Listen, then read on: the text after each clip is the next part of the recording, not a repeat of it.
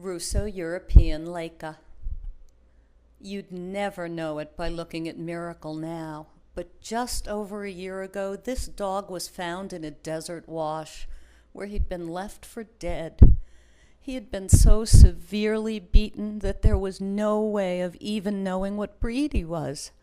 I was out hiking in the southern Arizona desert with my partner when we ran across what we thought was an old piece of carpet.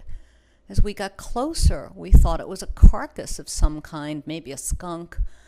But when we got right up on it, we could see that it was a dog and still alive, just barely. We made a litter out of a sleeping bag and gently lifted him up and carried him back to the truck. We headed back to Tucson, straight to my vet's office.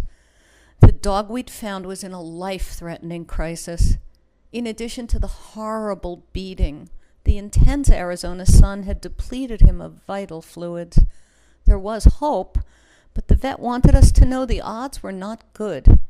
He had veterinary students apprenticing for the summer, and they formed a team that worked for nearly 3 hours to stabilize and treat the animal. Out in the waiting room, we decided that if he survived, we'd call him Miracle and adopt him as our own.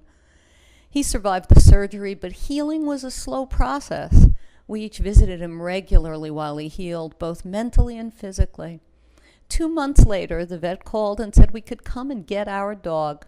By then, he'd been identified as a Russo Europian Liaka, and we'd learned all we could about this wonderful breed. He is really a terrific dog, and we both feel so fortunate that we came along when we did out there in the desert. I would love to know what happened to him, although I never want to know what kind of a person who would abuse an animal and leave it to die.